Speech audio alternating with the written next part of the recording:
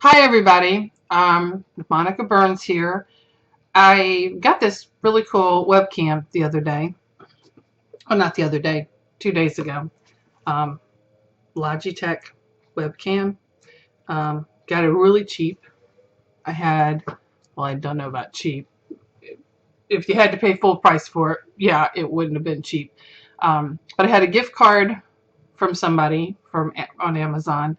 I had earned some Amazon bonus points, and we had some American Express bonus points, and so I applied all of those towards the purchase until I had about, I think it was like $17 left to actually pay money for. So I did that on American Express. I haven't told Greg yet, or maybe I did, but I just told him it was a low price. I didn't tell him about the full Monty. So plug it up. Yesterday I did a test drive on it.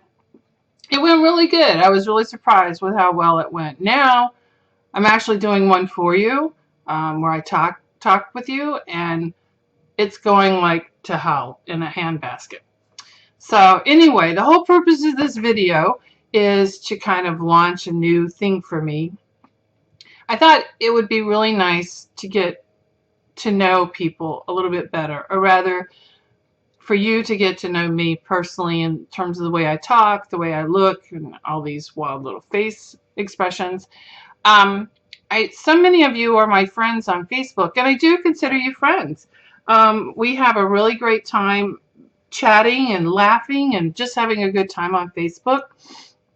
And I thought, it would be really nice if we could just do like this big group Skype type of thing, which is really pretty much impossible because if you put so many people in a Skype conversation at one time, you just basically bring down their whole network.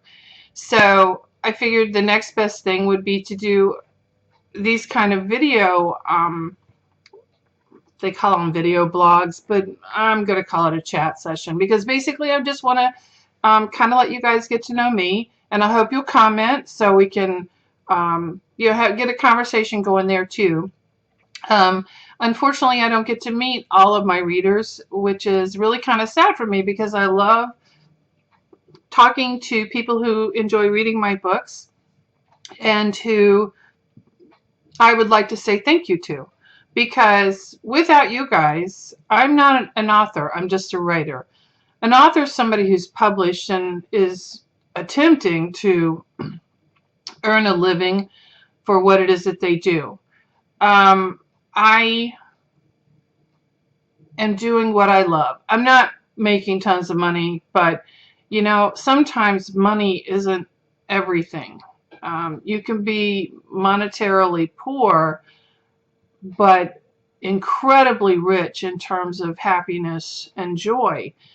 And writing it's a joy for me. I cannot tell you, for ever since I was 9, I wanted to be an author, which is actually, some of you may not know this, but when I was 9, I wrote all these really, really bad stories. I mean, they were so bad, you couldn't even line the bottom of a bird cage with them. That's how bad they were. Of course, I was only 9. Cut the kids some slack.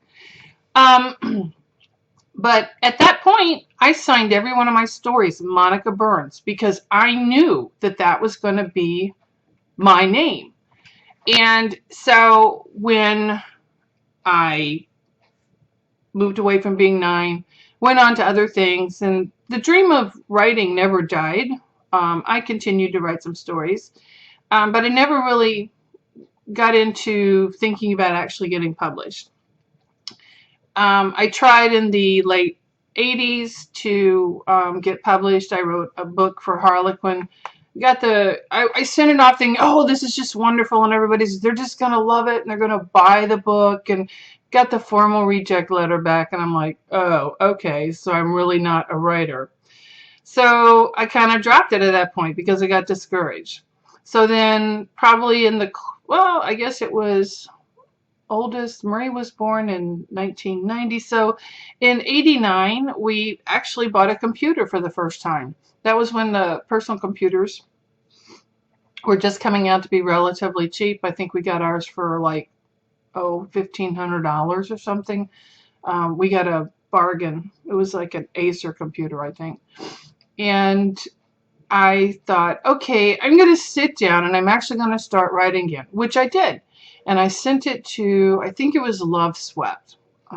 Maybe Bantam owned them, and Bantam was, all of these publishers have been sucked up into larger corporations. So I was like, oh, this is great. You know, they're going to love the story. It's awesome. Reject letter. So I'm like, okay, fine. So then I had Marie, my oldest, and writing just got kind of put back to the side again. Well, then Marie was a couple years old, and I tried getting into writing again. I looked into joining RWA, Romance Writers of America. I think there's the goes in between there. And couldn't afford that at the time because we were flat broke. We just bought a house, and it was, you know the story. If you're flat broke, you're flat broke. So at that point, because we were flat broke and I wasn't making a whole lot of money being an administrative assistant or secretary, as most of the guys would say that I worked for, I was like, I'm going back to school. So I went back to school, got a degree in public relations and marketing, because I sort of had a people skill, or at least I was told that. Sometimes I don't always think that. But as you can tell, I'm not having any trouble talking here.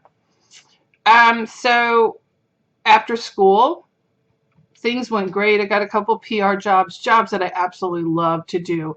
Worked for some fabulous, fabulous people. And then in 2000, we moved from Richmond, Virginia, back to Roanoke, Virginia, where Greg and I first met. I'm originally from St. Louis. My dad was with the railroad. We moved to Roanoke when I was a kid. And about a year after we moved there, I wound up getting really, really sick. Started with a sinus infection, and it wound up going into pneumonia. I went into the hospital for, at least 3 or 4 days. And I came home. I was weak as a baby, and I was just drained physically, but my mind was just going like a train out of hell. So, yeah, meatloaf. That's the first thing that came to my mind when I said that. Bat out of hell. So I'm watching TV, and there's not a bloody thing on. I mean, how many channels do you guys get on your cable, or if you have cable that's extensive? I mean, we have cable that includes some movie channels, because I do like to watch movies without commercials. I can't stand commercials.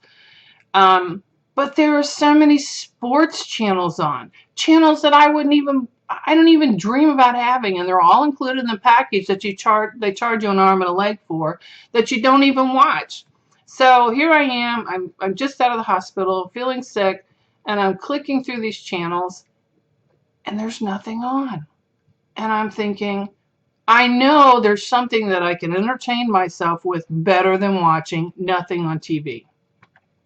So I went into the office, and I sat down at the computer, started playing on the internet, and I actually and started to write some. Didn't really know what I was doing other than putting a story down.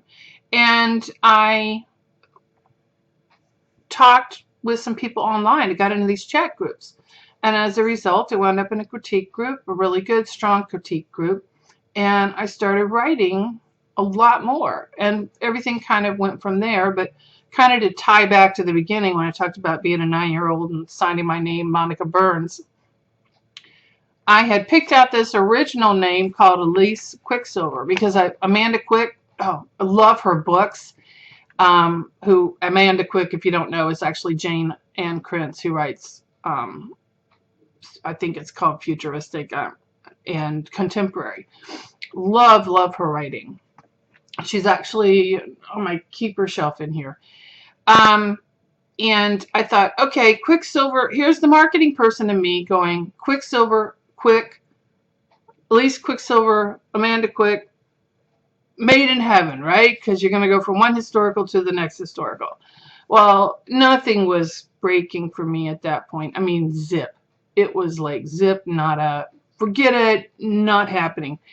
And so I'm thinking, all right, well, maybe I need to change my name because somebody had suggested that to me. And I'm like, well, I really like Quicksilver. Like, and they're like, okay, seriously, Monica, you know, that's just not going to happen because it's a really funky name. And I'm like, okay, well, what can I call myself? And then suddenly in my brain pops up, well, I was 9. I called myself Monica Burns. Why not try that? So I went out, looked at websites. Nobody had that name, picked it up. In 6 months, I had won a finaled in a national contest with one of my books, had gotten an agent, and landed a contract. You tell me if I'm not good. Marketing wise, psychic wise, and yeah, I do have a little bit of intuition there. I've bought 4 houses and been within about $500 of each sale or purchase. It drives my family, my immediate family, crazy. My siblings and everybody else just think I'm totally whacked, which is fine because I am who I am and I like who I am. So, and not everybody's meant to like everybody. So basically that's a little bit about me. This video seems like it's getting really long and I don't want to bore you. Okay, admit it, you were bored 5 minutes ago, okay? I get that.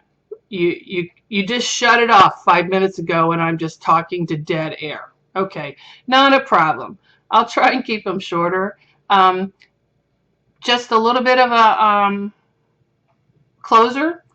Like I said, I'm working on, or maybe I didn't say. No, that was because I turned it on and I was talking to dead air because I was actually just taking pictures of myself. Tell me how stupid that is. So I had to start over. And so basically I'm working on Percy Rockwood's book at this moment. He is the fourth, 1, 2, 3, he's the third child in the Rockwood family, but it's the 4th book in the series.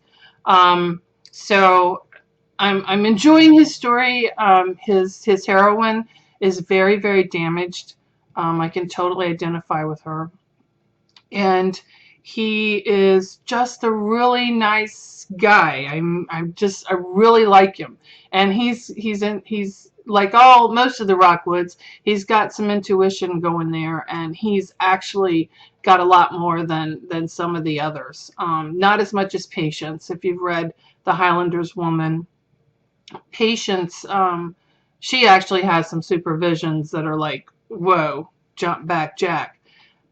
There's that movie reference again. No, that's Jumping Jack Flash. See, I do that. I will jump from one subject to the next. And I need to get my hands up here so you can see that I'm actually pointing. I'm Italian. I talk with my hands. If you're Italian, you know what that means. But again, I'm working on Percy's story. Have detailed information on what I'm supposed to do with the scenes. I don't follow it. I don't know why I even bother. You know, I put this up. I have very good intentions, and it just doesn't fly. So I'm going to go back to writing Percy's story right now.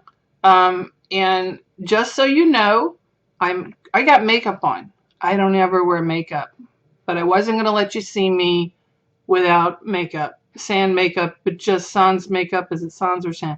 Sans makeup, just, it's not happening because it's bad enough looking into the mirror. I don't need to look at myself, excuse me, in a webcam for a long time. Okay, so we are now at 14 minutes and going on 10 seconds. And I can't think of anything else that I really need to say except thank you. Thank you to all of you for reading my books. It is an honor. It is a joy. It is a pleasure. And I hope you will comment on this video. And I really want you to comment. And if you wind up doing a video in response, send me the link. We can chat that way. I would love that. That would be totally, totally awesome. I love the conversations we have on Facebook. So many of you do comment. Unfortunately, Facebook hides a lot of my posts and your posts as well. So I hope that this maybe will generate some more attention to my page and to my profile, so that more of you will see my work, more of me, because my work is me, but also my conversations, my hot dude Mondays. I know those are very popular. So I thank you for listening. If you've gotten this far, if you haven't, then you don't know what you missed, because I talked about Percy and you missed that.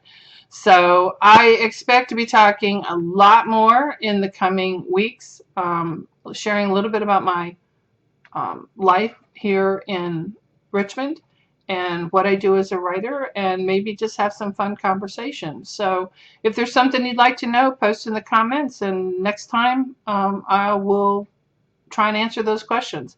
And if you're not interested, that's okay too. I'll talk to you later. Bye.